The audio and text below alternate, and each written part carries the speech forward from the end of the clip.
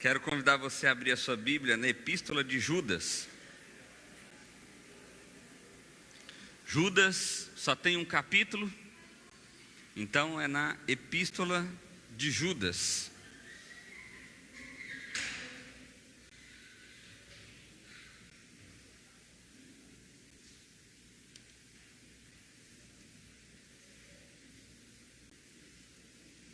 Do verso 14 até o verso 25. Verso 14 até o verso 25. Eu farei a leitura, também está aí projetado, você pode acompanhar. Diz assim a palavra do Senhor. Enoque, o sétimo a partir de Adão, profetizou acerca deles. Vejam, o Senhor vem com milhares de seus santos, para julgar a todos e convencer todos os ímpios a respeito de todos os atos de impiedade que eles cometeram impiamente acerca de todas as palavras insolentes que os pecadores ímpios falaram contra ele. Essas pessoas vivem se queixando, descontentes com a sua sorte, e seguem os seus próprios desejos impuros. São cheias de si e adulam os outros por interesse. Todavia, amados, lembrem-se do que foi predito pelos apóstolos de nosso Senhor Jesus Cristo. Eles diziam a vocês: nos últimos tempos haverá zombadores que seguirão seus próprios desejos ímpios. Esses são os que causam divisões entre vocês, os quais seguem a tendência da sua própria alma e não têm o Espírito. Edifiquem-se, porém, amados, na santíssima fé que vocês têm, orando ao Espírito Santo, mantendo-se no amor de Deus, enquanto esperam que a misericórdia do nosso Senhor Jesus Cristo os leve para a vida eterna. Tenham compaixão daqueles que duvidam. A outros salvem, arrebatando-os do fogo. A outros ainda mostrem misericórdia com temor, odiando até a roupa contaminada pela carne. Aquele que é poderoso para impedi-los de cair, para apresentá-los diante da sua glória, sem mácula e com grande alegria, ao único Deus, nosso Salvador, sejam glória, majestade, poder e autoridade.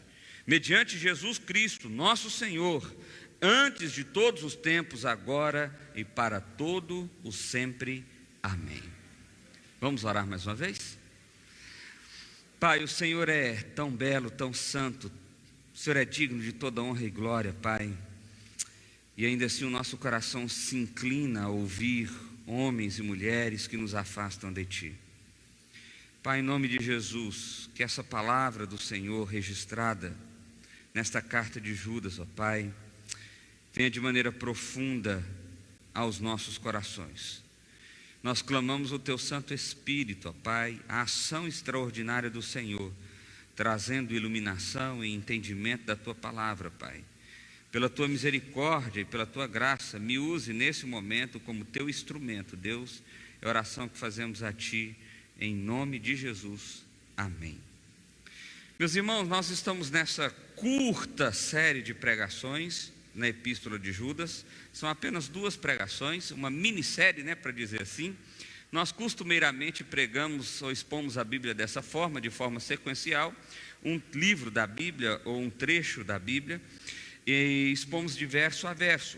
Nós falamos na semana passada sobre quem são os falsos profetas. Nós observamos que os falsos profetas têm algumas características. Eles são egoístas, eles são orgulhosos, eles falam o que as pessoas querem ouvir, e por isso caem muitas pessoas nas lábias desses falsos profetas.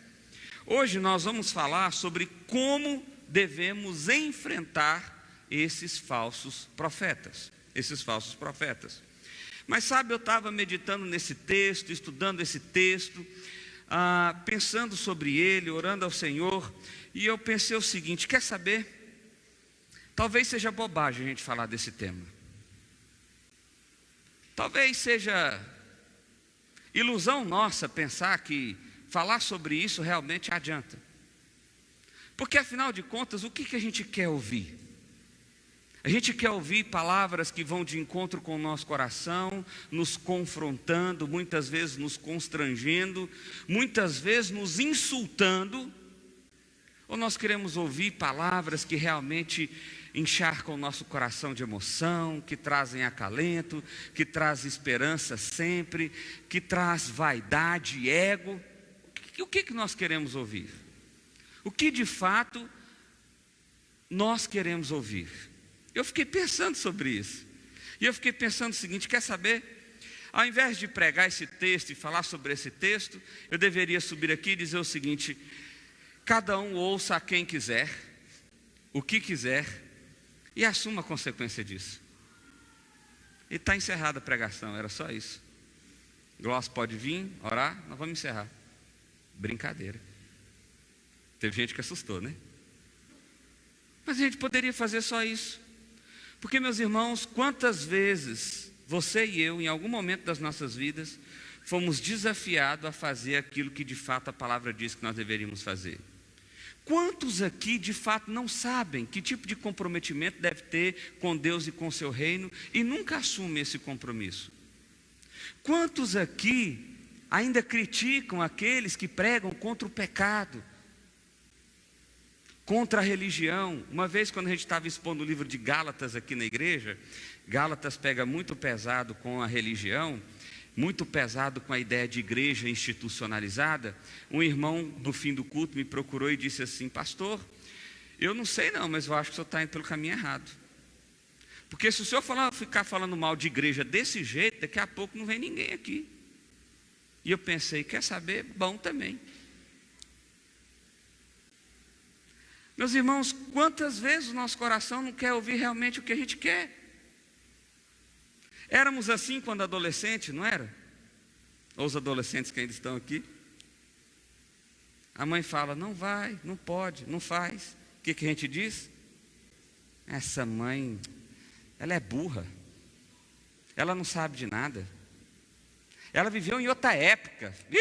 Hoje é outro tempo, é outro momento da vida. Eu sei todas as coisas. E parece que esse espírito de adolescente não sai de nós. Nós continuamos caminhando com esse espírito rebelde, como se nós entendêssemos todas as verdades do mundo. Pois bem, é meu papel. Eu decidi, e acredito ter sido vocacionado e chamado para fazer isso que eu estou fazendo aqui agora, que é expor a palavra de Deus.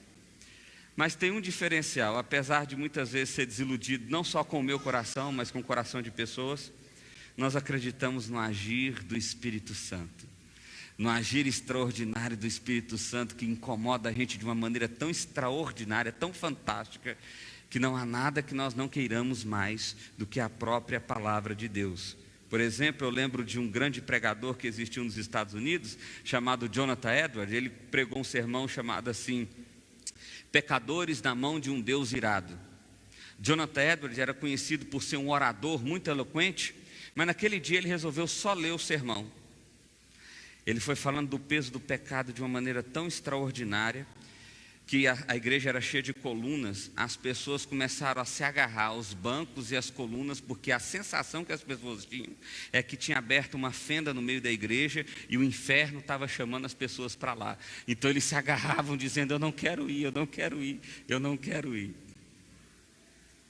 É o que o Espírito Santo muitas vezes faz conosco, e é o que eu espero que o Espírito Santo faça hoje com o meu coração e com o seu coração. Pois bem, Judas está descrevendo quem são os falsos profetas, e aqui nesse pedacinho ele parece continuar falando um pouco sobre isso, só que agora ele dá uma ênfase diferente. A ênfase que ele vai dar é sobre a ideia de julgamento. Muitos de nós podemos ter lido a Bíblia, estudado sobre a palavra de Deus, e talvez você ouvindo alguma coisa, ou estudando sobre alguma coisa sobre falsos profetas, pode vir no seu coração uma ansiedade então, de se tornar juiz desses falsos profetas, e você começa a apontar os dedos dizendo o seguinte, olha, de acordo com a palavra de Deus, o fulano de tal é falso profeta, o fulano de tal é falso profeta, o fulano de tal é o próprio demônio encarnado, e você começa a assumir a posição de juiz. E se tem uma coisa que a gente aprende na Bíblia é que ninguém é juiz a não ser Deus. E é isso que Judas está trazendo à memória das pessoas que estão lendo essa carta. Ele diz o seguinte: olha, Enoque, o sétimo a partir de Adão, ou seja, lá nos primórdios da humanidade, já se falava da existência desse tipo de pessoa. E eles diziam o seguinte: vejam, o Senhor vem com milhares de seus santos para julgar a todos e convencer todos os ímpios a respeito de todos os atos de piedade que eles cometeram impiamente, acerca de todas as palavras insolentes que os pecadores ímpios falaram contra ele. Não se preocupe com o destino dos falsos profetas, ele está reservado, e o juiz da eternidade, que é Deus, o único juiz verdadeiro, irá aplicar a pena dele a todos esses que praticam a impiedade.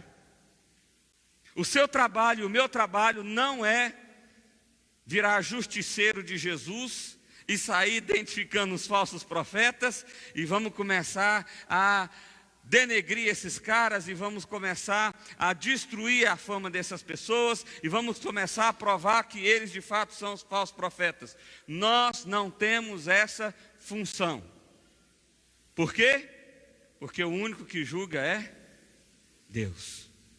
Pastor, então não posso nem discernir a respeito de uma pessoa. Eu tenho um amigo que está frequentando uma igreja ou está indo em um local em que a pessoa é notoriamente um falso profeta. O que eu devo fazer? Você deve explicar a partir da palavra de Deus que os ensinamentos que aquela pessoa tem recebido não tem como fonte o próprio Deus na sua palavra, mas tem como fonte o coração de um ser humano falho. Mas sem necessidade de dizer que aquele cara é safado, vagabundo, picareta, pilantra e sei lá quantos adjetivos você quer usar para definir um falso profeta. Porque desde os primórdios da humanidade, Deus já falava: não se preocupem, eu vou julgar os ímpios e as suas impiedades. Você não tem que andar falando assim, bem que podia quebrar uma perna, né? Só uma perninha assim, podia ficar doente, um tumorzinho de leve, só para dar um susto. Não precisa, não tem necessidade de você pensar dessa forma. Não tem necessidade. E essa é outra razão, quando a gente expôs o livro de Naum, a gente viu isso. Essa é outra razão que a gente vê a impiedade no mundo. Às vezes você tem a sensação de que essas pessoas más acabam prosperando, e você fala assim: onde que Deus está nessa história, afinal de contas, que não está condenando esses malditos que estão fazendo coisas ruins e tudo na vida desses caras dão certo? Deus está vendo e tomando nota, e na hora certa Ele vai cobrar tudinho que está acontecendo. Não se preocupe, beleza? Fechado? Judas está falando sobre isso. E aí parece que Judas gosta sempre de trazer uma característica, e aí ele fala de algumas características desse falso profeta. Ele diz assim: essas pessoas vivem se queixando, descontentes da sua sorte, ou seja, da sua situação, e seguem os próprios desejos impuros. São cheias de si e adulam os outros somente por interesse. É interessante a gente ter esse contraste, porque depois Judas vai falar que é preciso ter compaixão do próximo. Então preste atenção.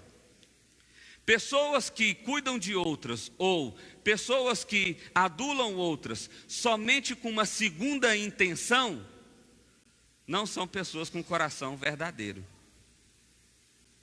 Imagina você chegar, eu já dei esse exemplo aqui algumas vezes, chegar para sua esposa, fazer um belo de um jantar. Atenção, já pensou, mulher, seu marido fazendo um jantar, sabe nem fritar um ovo, mas pensa aí, põe na utopia da sua cabeça. Ele faz um jantar, ele ruma umas flores sem ser do cemitério, compra mesmo, floricultura, ajeita, faz tudo certinho. E aí ele ajeita tudo, você chega, vê aquela cena, o que você vai pensar? Me traiu. Não vai pensar isso? Fez alguma coisa muito séria esse cara. Ele praticou alguma coisa errada. É isso que você vai pensar. Mas vamos supor que hipoteticamente você não pensou isso. E aí tem o jantar, está tudo certinho, está tudo legal, está tudo beleza.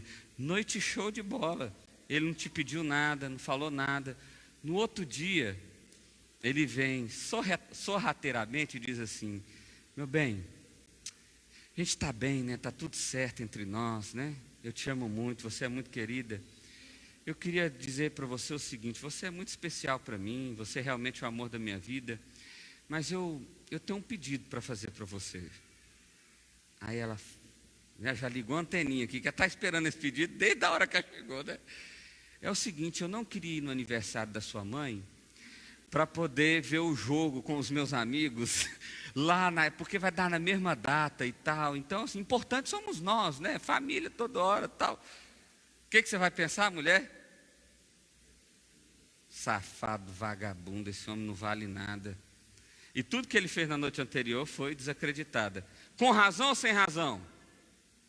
Com razão, era segundo a intenção dele mesmo. Ele só fez para conseguir o objetivo, não foi sincero. Não foi sincero. Agora imagina o seguinte: os falsos profetas fazem isso. Só que eu comecei a pensar o seguinte: nós também fazemos isso. O que é um culto? Um culto é um serviço nosso para Deus. É um reconhecimento da nossa dependência diante do Criador. Então nós estamos aqui para servi-lo, para adorá-lo, para engrandecê-lo, para reconhecer a sua majestade. Se o nosso coração fosse sincero. Mas quantos de nós não viemos aqui para ter o nosso problema resolvido hoje? E se não for hoje, você fica de mal com Deus. Percebe que não são só o coração dos falsos profetas, que às vezes são distorcidos, mas o nosso também. A nossa posição e a nossa postura num culto em adoração a Deus deveria simplesmente ser uma entrega sincera. Sincera. Meu irmão, nós começamos esse culto aqui de maneira maravilhosa. Contamos Santo Espírito aqui, eu arrepiei tudinho assim, ó. Bonito, gostoso. Na hora eu pensei: ainda bem que eu estou aqui. Que trem bom está aqui. E de repente, a gente está aqui com segundas intenções com Deus. Já pensou sobre isso? Mas o texto diz que essas são características dos falsos profetas. Diz também que essas pessoas agem apenas por desejo próprio, elas são egoístas. É por isso que eu pus o desenho aí do Johnny Bravo, lembra desse desenho? Ele era super vaidoso, ele sempre se achava o maioral, o melhor de todos. E ele, enfim, é assim. O que eu quero trazer como paralelo para você aqui é que de fato os falsos profetas agem assim, mas se nós não cuidarmos do nosso coração, nós também andamos nessa mesma direção. Nós também adulamos o outro apenas com segunda intenção, nós também agimos somente conforme o desejo do nosso coração, nós também vivemos queixando de tudo que nos cerca, tudo é ruim, nada presta, Deus esqueceu de mim, Deus me abandonou, Deus quer me fazer sofrer. Nós não olhamos para a vida eterna, não olhamos para a esperança que nos aguarda, não olhamos para as maravilhosas promessas de Deus, das quais cantamos nessa última música. Porque o nosso desejo está intrínseco, está preso apenas aqui e ao agora. O texto continua e ele diz assim: olha, todavia, amados, lembrem-se do que foi predito pelos apóstolos de nosso Senhor Jesus Cristo. Eles dizem a vocês: nos últimos tempos haverá zombadores que seguirão seus próprios desejos ímpios.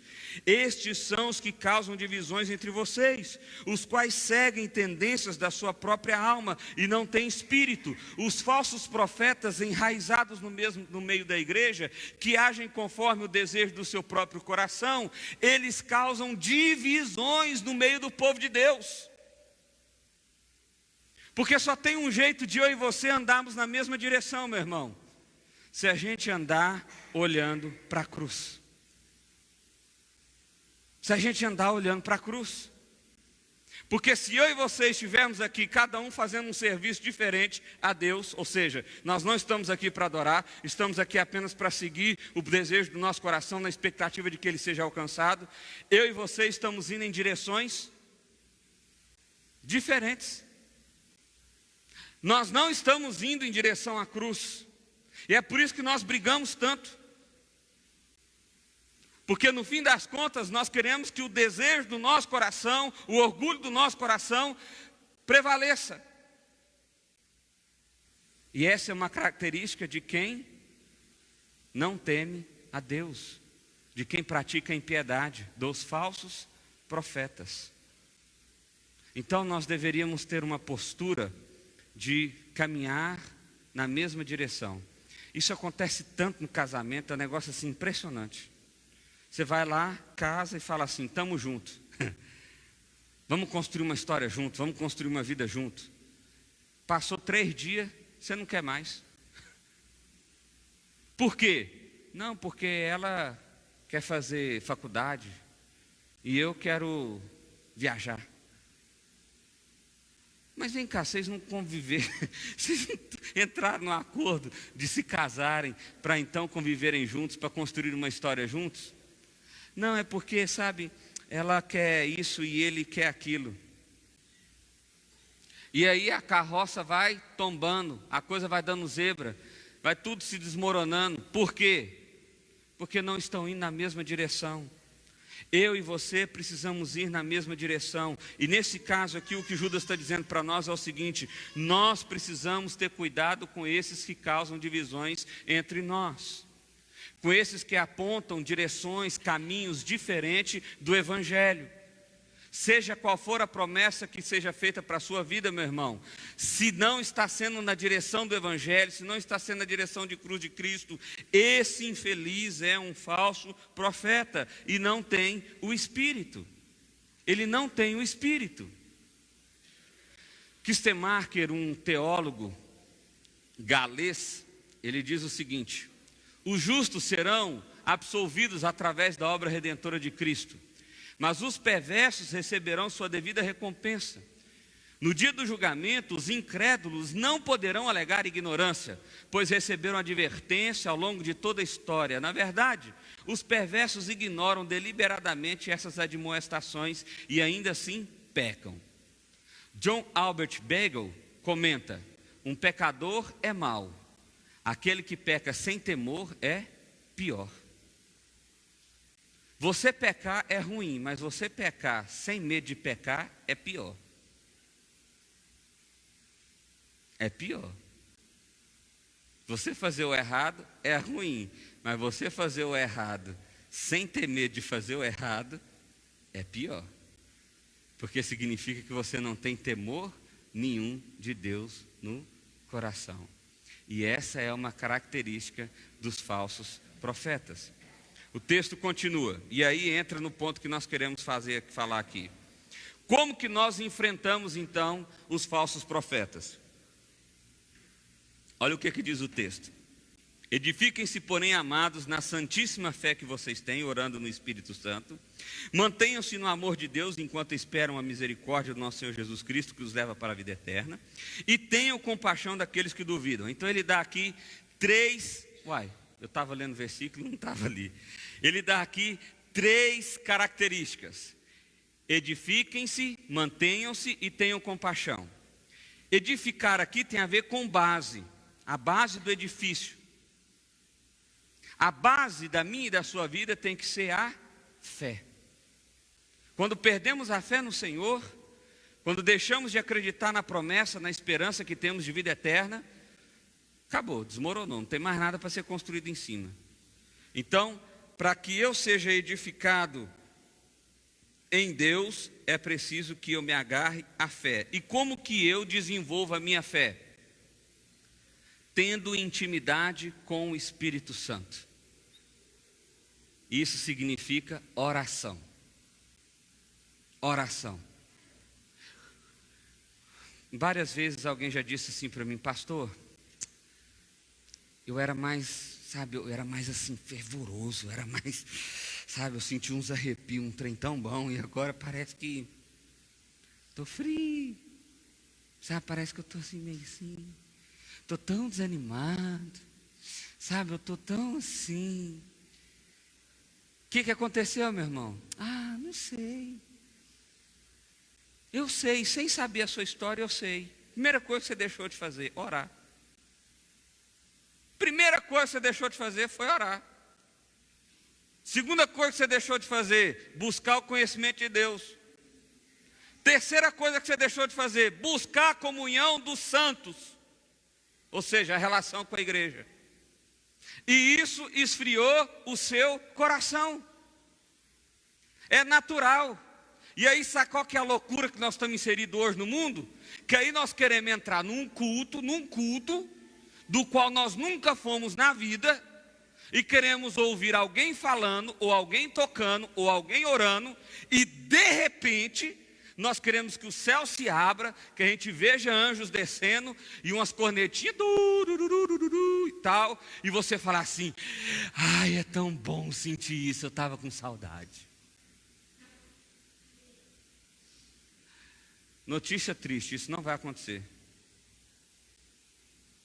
Não vai. Não vai. Eu nasci em Goiânia, fui criado em Brasília, fui criado assim, morei lá uns 6 anos, depois fui para Belo Horizonte, morei 3 anos e meio, e depois voltei para Brasília. Os meus amigos mais antigos são de Brasília. Quando eu fui para Belo Horizonte, e voltei depois de quase 4 anos, 3 anos e meio, eu tinha amigos muito próximos, mas quando a gente se encontrou, depois de 3, 4 anos, não era a mesma coisa. Sabe, parecia que não tinha mais aquela liga, sabe, aquele negócio assim. Parecia que o trem não... Era esquisito, era estranho. Aí a gente começou a conviver de novo, sair de novo, brincar de novo, papapá. O que aconteceu? Depois de um tempo, nós estávamos brother. E essa é a lógica. Agora, olha só o quanto nós somos insanos. A gente quer ter um encontro com Deus, em que a gente fui arrebatado. É construção, é processo. Oração, conhecimento de Deus e comunhão dos santos. Sem isso, você vai se sentir frio, desanimado e afastado. Oração, conhecimento de Deus e comunhão dos santos. Se você seguir esses 3 passos, você vai estar com o coração sempre aquecido. Ore verdadeiramente. Oração, meu irmão, não é aquela oração do almoço, tá bom? A do almoço quase que não vale. Ela quase que não vale. Não vou falar que não vale, porque é muita presunção minha. Mas ela quase não vale. Porque você vai no automático. Eu sei, eu também vou de vez em quando. Eu estou falando de você tirar um tempo. Você quer ver um negócio legal para você fazer? Reserva um lugar na sua casa que seja o seu canto de oração. Pode ser o seu quarto, pode ser o seu quarto. Ah não, esse canto, essa quina aqui é que eu vou orar. Vai lá, faz igual a gente fazia quando a professora brigava com a gente, né? Você fica no cantinho assim, ó. Mas é seu canto da oração, você está entendendo? Não é que você precisa fazer isso, é só um jeito de te ajudar. Que você sabe que quando você está ali é para você orar. Orar mesmo, rasgar seu coração, chora, berra, grita, faz o que você achar que tiver que fazer, mas fala com o Senhor. Ora, ora. Segundo, conhecimento de Deus. Não existe conhecimento de Deus sem conhecimento da palavra. Não existe. Você precisa ler a palavra de Deus. E hoje em dia, meu irmão, se você é preguiçoso para ler que nem eu, tem quem leia para você. Você pode pôr até o Cid Moreira para ler para você. Você quer trem melhor do que isso? Então disse Deus. Você está doido? Põe no YouTube lá, Cid Moreira lê tudinho. Você não quer? Põe aqui na Bíblia, tem aplicativo. Você põe aqui e lê o trem. Leia a palavra de Deus. Busque conhecimento da palavra de Deus. Leia bons livros. Leia bons livros. Ouça gente boa. Não os falsos profetas, não. Gente boa. Procure pessoas mais experientes para te ensinar a palavra de Deus. E terceiro, comunhão dos santos. Você nunca vai sentir pertencimento de reino se você não faz parte da realidade de igreja. Nunca. Ah, não, pastor, aí você pegou pesado, porque igreja é uma nhaca. Eu sei, eu sou pastor. Eu sei, eu sou pastor, eu sei que é. Começando pelo pastor, que é uma nhaca. Mas é assim que a gente cresce. É assim que a gente cresce. Relacionando um com o outro, se envolvendo no reino de Deus. Aliás, deixa eu adiantar uma coisa aqui. A partir de setembro, essa igreja aqui vai mudar completamente a abordagem dela. E eu já vou adiantar um negócio. O membro dessa igreja só vai servir para ser membro dessa igreja se tiver disposição de servir. Senão, a porta da casa é serventina. Como é que fala esse trem? Como é que fala esse trem, gente? A porta da casa é o quê? A porta da rua é serventia da casa. Falei certo, né? Mas eu não sei fazer nada, sabe? Nós vamos ter flanelinha. Se você não souber ser flanelinha, meu irmão, morre. Flanelinha, se não souber ser flanelinha, você não serve para nada mesmo, não. Nós vamos ter. Porque se não for para servir, se não for para se envolver com o reino, se não for para viver a realidade do reino, nós não estamos fazendo nada, nós estamos nos enganando. E olha que não tem nenhum falso profeta para ficar enchendo o saco da gente assim, faz errado, faz errado, faz errado, faz errado. Não adianta. Não adianta você orar, não adianta você buscar conhecimento de Deus, se você não se envolver com o reino. Você precisa se envolver com o reino. Precisa. Só assim o seu coração vai se manter aquecido. Só assim o seu coração vai se manter aquecido. Então edifiquem-se na fé santíssima e orando ao Espírito. Segundo, mantenham-se no amor de Deus. O que me mantém firme, o que me mantém em pé, o que me mantém continuando, o que faz acordar todos os dias, é o amor de Deus. É o amor de Deus, não é a aprovação de pessoas, não é orgulho, não é vontade de vencer, mas é o amor de Deus, porque o amor de Deus me faz perceber o quanto eu sou amado. Todos nós aqui buscamos aprovação, é por isso que a gente tem rede social. Todos nós aqui. É por isso que quando você dá uma publicação que dá um pouquinho de mais curtida, eita, legal, hein? 60 curtidas. Tem que repetir esse tipo de foto. Nós queremos aprovação. E Judas está dizendo assim: você não precisa disso, mantenha-se firme no amor de Deus. Porque Ele te amou na eternidade, Ele te amou na história, e Ele te aguarda para uma convivência eterna. Ele é toda a aprovação que eu e você precisamos. Ele, mantenha-se firme nele. Ah, pastor, mas tem hora que é difícil. Eu sei, meu irmão, eu sou gente também. Tem hora que a gente quer chutar o pau da barraca mesmo. Tem hora que você não quer fazer mais nada. Tem hora que você quer desistir de tudo. E é por isso que Judas está dizendo, eu também sou assim. É como se Judas estivesse dizendo, nós precisamos nos manter firme no amor de Deus. E aí a gente volta para onde? Oração no Espírito, conhecimento da palavra e comunhão dos santos. Porque é só vivendo essa realidade que eu consigo me manter firme. Um é a edificação e o outro é o prédio. Como consequência de alguém que se edifica na fé e alguém que mantém-se no amor, essa pessoa tem compaixão daqueles que duvidam. Olha que diferença. O falso profeta, ele age com segundas intenções, não é assim? Aquele que entendeu o evangelho, não. Ele tem compaixão, ele sente a dor do outro. Sabe, é alguém que diz assim, poxa, eu não creio em Deus. Você não fica assim, bem feito, vai para o inferno. Não. Quando você ouve alguém falando isso, eu não creio em Deus, você fala, caramba, não acredito. Você não entende a preciosidade que você está perdendo. Aliás, deixa eu dizer uma coisa extremamente lógica aqui. A vantagem de crer em Deus e a burrice de não crer em Deus. Vou dizer para você como crer em Deus é uma questão de inteligência. Se você crer em Deus, morrer e Deus não existir, o que aconteceu com você? Nada. Se ele não existe, aconteceu nada, certo? Agora, se você não crê em Deus, morrer e ele existir, o que aconteceu com você? Se ferrou. Então, crer em Deus é uma questão de inteligência. Na dúvida, é melhor você crer em Deus.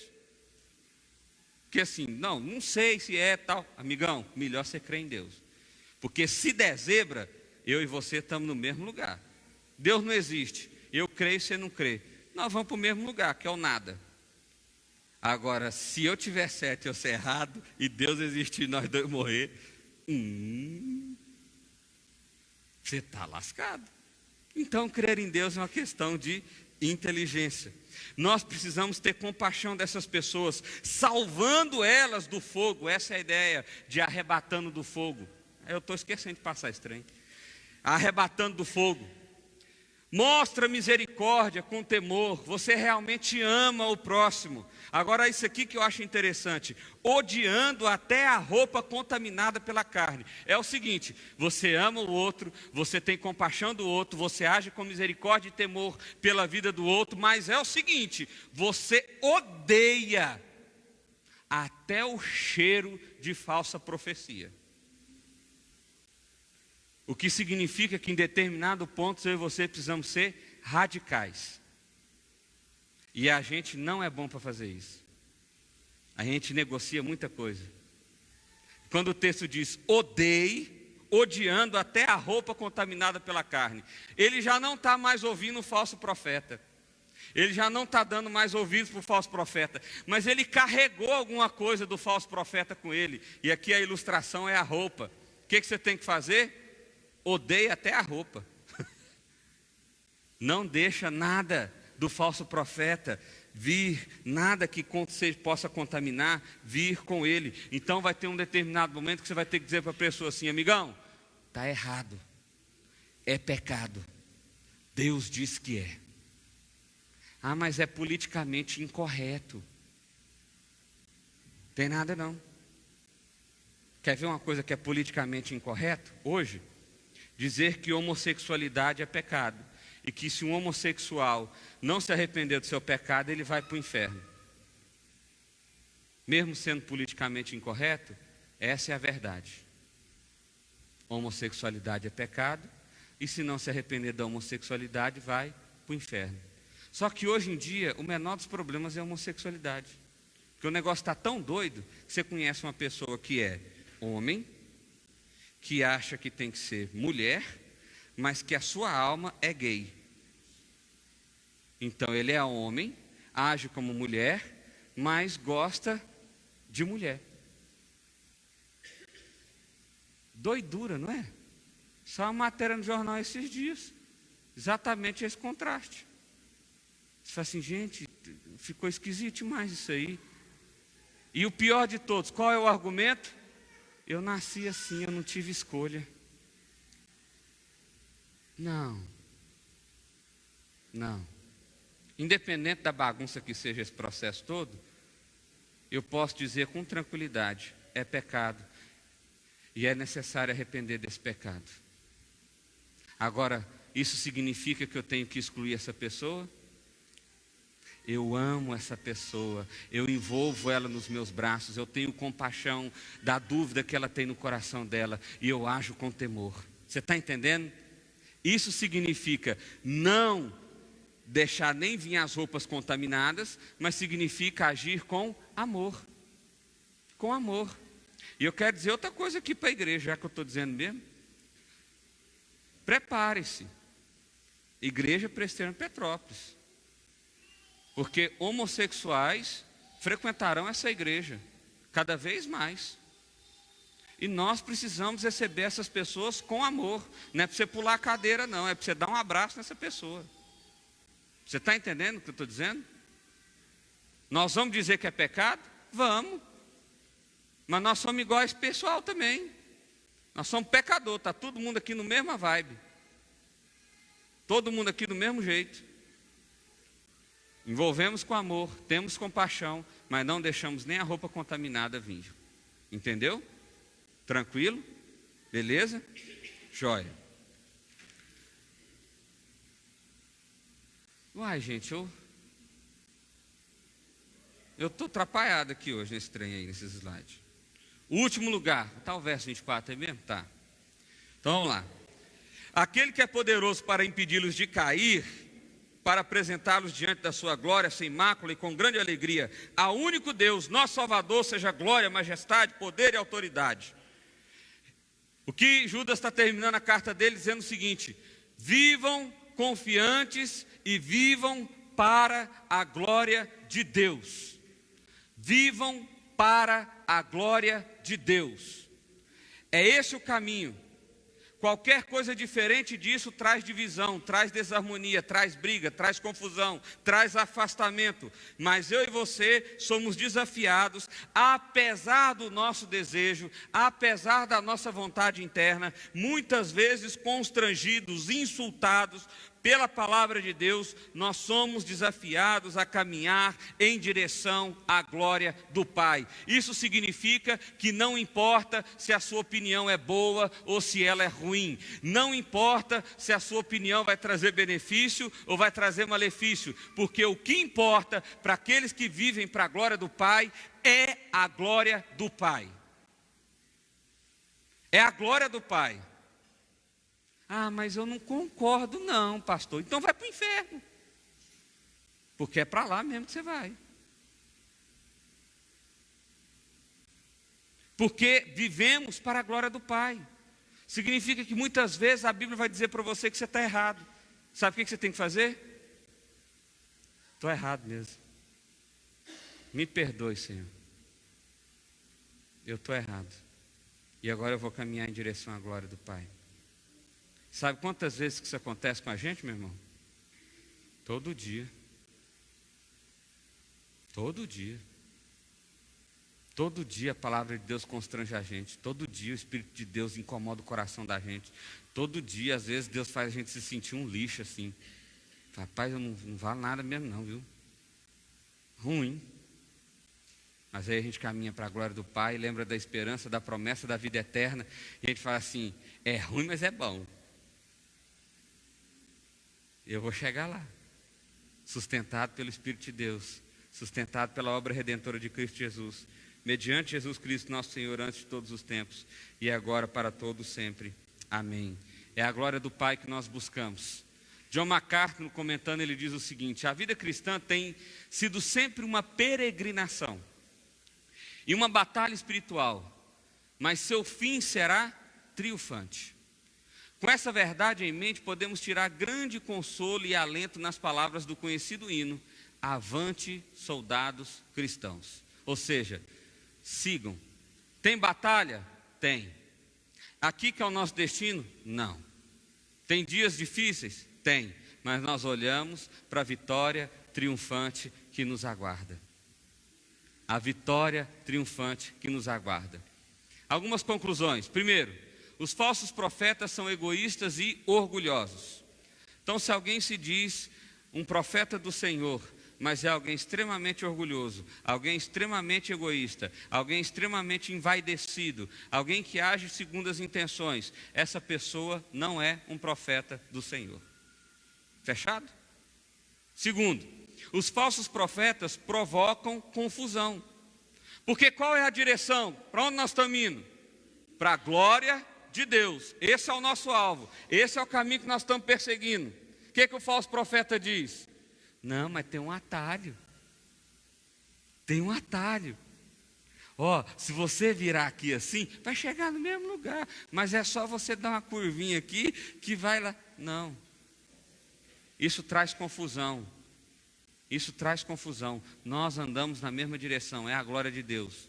Então nós precisamos edificar na fé, permanecer no amor e ter compaixão. E aí eu volto de novo àqueles 3 pontos. Então eu preciso orar no Espírito, eu preciso de conhecimento de Deus e eu preciso de comunhão dos santos. Orar no Espírito, conhecimento de Deus e comunhão dos santos. Só assim eu vou de fato edificar na fé, permanecer no amor e ter compaixão.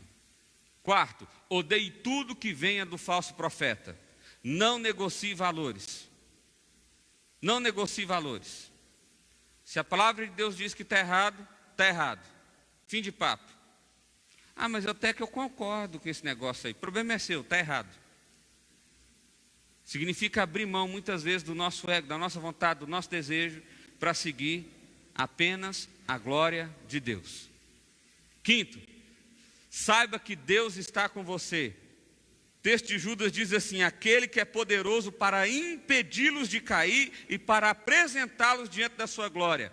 É Deus que está com você o tempo inteiro, te sustentando, te guardando, porque quando você está para escorregar, Ele dá um puxão. Quando você está empacado, Ele te empurra. Até que nós então chegaremos na glória eterna do Pai. Saiba disso, Deus está com você o tempo inteiro, desafiando seu coração, apontando caminhos, trazendo discernimento, te dando coragem para enfrentar os desafios e por aí vai. 6, seu objetivo de vida deve ser a glória de Deus, a glória de Deus. Porque vivemos para a glória de Deus. Porque acordamos para a glória de Deus. Que marido que eu vou ser? O que glorifica a Deus. Que esposa que eu vou ser? Que glorifica a Deus. Ah, mas meu marido não merece. Não, pastor. O problema é seu. Casou, já era. Agora é glorificar a Deus. Até casar você tinha escolha. Casou, já era. Agora é para a glória de Deus. Fim de papo. Que filho que você vai ser? Para a glória de Deus. Ah, mas minha mãe é doida. O problema é seu também. É para a glória de Deus. Que funcionário que você vai ser? Para a glória de Deus. Que empresário que você vai ser? Para a glória de Deus. Que amigo que você vai ser? Para a glória de Deus. Deu para entender, não deu? É para a glória de Deus, meu irmão. Esse é o meu alvo, esse é o seu alvo. Esse é o meu objetivo de caminhada, esse é o seu objetivo de caminhada. Isso significa que muitas vezes, nós vamos ter que baixar nossa crista e dizer assim: eu não sou lá essas coisas não. Eu preciso me humilhar um pouco mais. Eu preciso mudar a minha postura. Última frase. Os falsos profetas estão entre nós. Tenha certeza disso, eles estão aqui. Eu espero que aqui não, aqui acho que não, mas estão por aí. E eles serão julgados por Deus no tempo apropriado. Lembre-se, essa não é função sua. Não é função sua. Permaneça firme na fé, vivendo o amor de Deus, caminhando para a vida eterna. Fuja, odeie e corra do falso profeta. Vá em direção à cruz do Evangelho de Cristo. Amém? Queria orar com você. Queria que você fechasse seus olhos. Sabe, teve uma coisa que me incomodou, como eu disse, falando desse texto, que é o fato de muitas vezes nós termos facilidades de identificar o falso profeta que está ao nosso redor. E poucas vezes a gente tem facilidade de identificar a característica dos falsos profetas que estão dentro do nosso coração.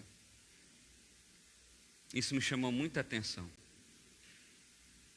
Porque o falso profeta é envaidecido, mas muitas vezes eu também tenho vaidades bestas. O falso profeta age com segundas intenções, não é com compaixão sincera, mas muitas vezes eu acabo agindo assim também. O falso profeta, você está entendendo? Falso profeta causa divisão, confusão, porque ele apenas expressa a sua opinião, não é a opinião da glória de Deus.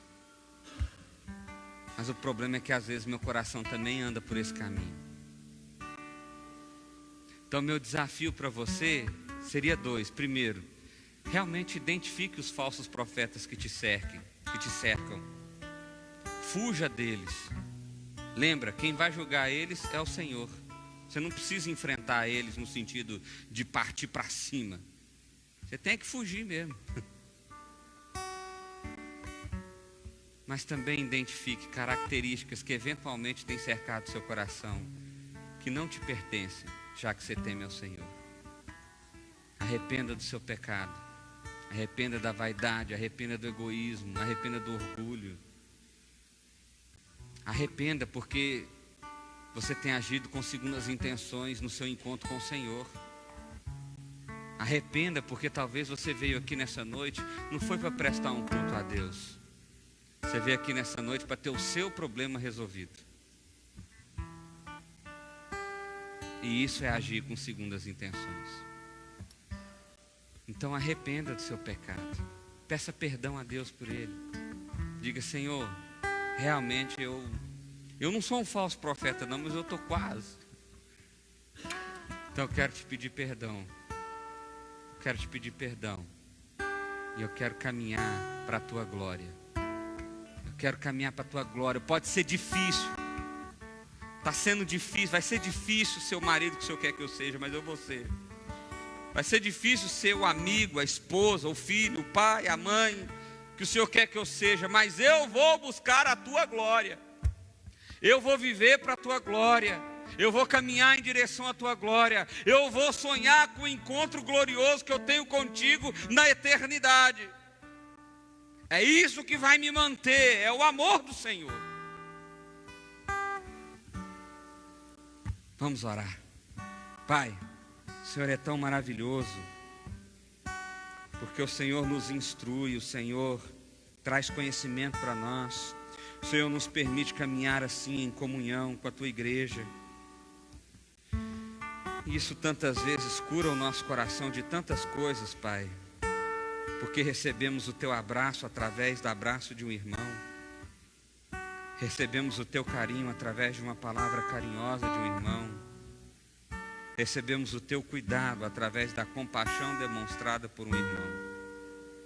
E nós te louvamos porque reconhecemos que isso tudo é cuidado do Senhor, é presença do Senhor em nossas vidas, ó Pai. Por isso também nós queremos reconhecer o nosso pecado, Pai. Tantas vezes nos afastamos de Ti, deixamos a comunhão dos santos, deixamos de orar sinceramente com o Senhor, deixamos de buscar o conhecimento Teu. Nos afastamos, Deus, e ainda acusamos o Senhor de ter nos esquecido, enquanto nós aqui nos afastamos. Reconhecemos o nosso pecado nessa noite, reconhecemos a nossa vaidade, o nosso orgulho, reconhecemos, ó Deus, o nosso erro diante do Senhor e pedimos a Ti perdão. Perdão, Pai, perdão, nos faz desfrutar nessa noite desse amor misericordioso do Senhor. Nos faz desfrutar nessa noite da maravilhosa graça que é retirar esse fardo pesado do pecado que está sobre nós. E nos dá o teu fardo que é leve. Nos dá o teu fardo que é leve. Que a glória do Senhor seja o guia do nosso coração, Pai. Que a glória do Senhor seja o alvo do nosso coração, Pai. Que a glória do Senhor possa realmente nos sustentar, ó Pai. Que devemos sonhar com ela, desejá-la em todo o tempo, Pai. Abençoe-nos, ó Pai, e nos inunda com o teu amor e com a tua misericórdia, Pai. É a oração que fazemos a Ti, em nome de Jesus. Amém.